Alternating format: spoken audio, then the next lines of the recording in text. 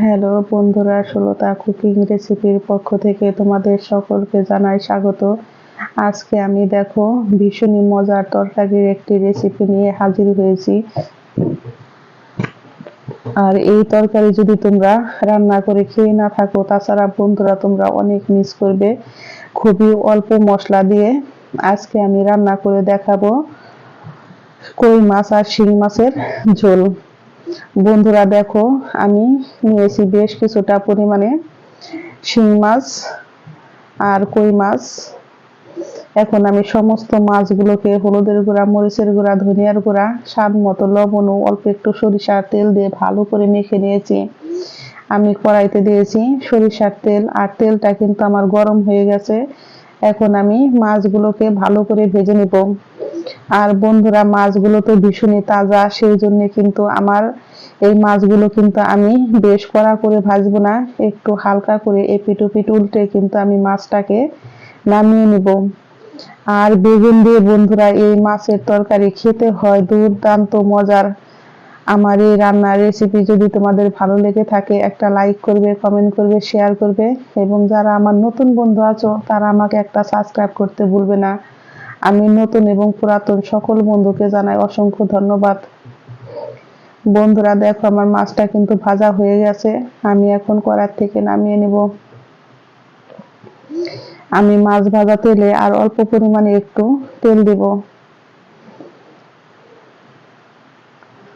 আমি কিন্তু খুব বেশি তেল দিয়ে আজকে তরকারি রান্না করব না, বন্ধুরা দেখতেই থাকো। এখন আমি দিয়ে দিব এর মধ্যে হাফ চামচ পরিমাণে গোটা জিরে, আর দিয়ে দিব অল্প পরিমাণে একটু কালো জিরে। এখন আমি দিয়ে দিব কেটে রাখা আলু।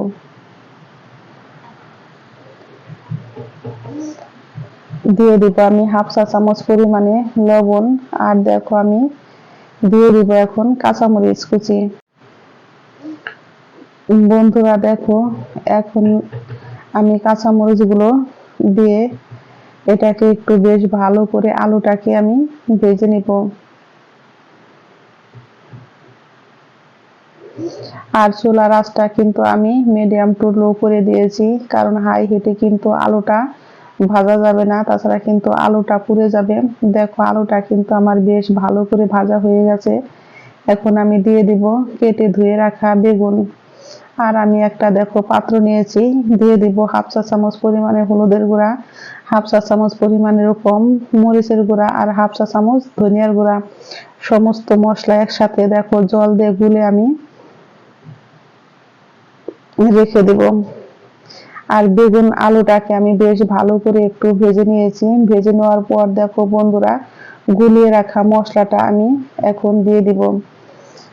আর দিয়ে দেখো আমি একটু ভালো করে কিন্তু আলু বেগুনটাকে আমি কষিয়ে নিব। আর বন্ধুরা, যাদের নাকি সকালে রান্নার তাড়া আছে, তারা যদি এইভাবে ঝটপট রান্না করে নাও বন্ধুরা, তাছাড়া কিন্তু ঝটপট রান্না হয়ে যাবে, আর খেতেও হয় দারুণ মজার। এক কথায় অসাধারণ রান্না। দেখো আমার ঝোলটা কিন্তু শুকিয়ে গেছে, আর আমার আলু বেগুনটাও কিন্তু প্রায় সিদ্ধ হয়ে গেছে। আমি এখন এর মধ্যে দিয়ে দিব জল। আর জলটা আমি খুব বেশি পরিমাণে দিব না,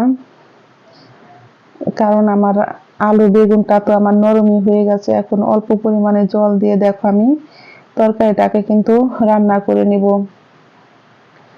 আমার তরকারিতে বলক চলে এসেছে। এখন আমি দিয়ে দিব ভেজে রাখা মাছগুলো।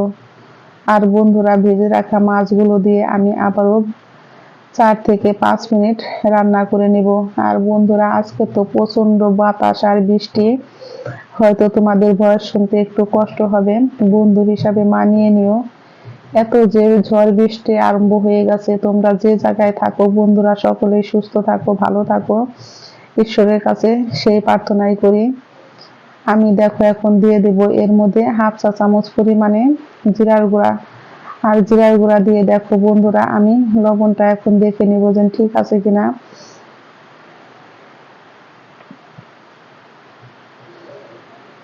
হ্যাঁ, আমার লবণটা একদম ঠিক আছে। আর চুলাটাকে দেখো আমি এখন বন্ধ করে দিব। আমার তরকারিটা কিন্তু রান্না হয়ে গেছে। আর আমি আজকে তোমাদেরকে শিং মাছের পাতলা ঝোল করে দেখাচ্ছি আলু বেগুন দিয়ে। বন্ধুরা, এইভাবে খেতে হয় দারুণ মজার। অবশ্যই তোমরা একবার হলেও বাসায় ট্রাই করে খেয়ে আমাকে কমেন্ট বক্সে জানাবে যে কার কেমন লেগেছে। সকলেই বন্ধুরা ভালো থেকো, সুস্থ থেকো। আমি আবারও ফিরবো নতুন নতুন কোনো রান্নার রেসিপি নিয়ে।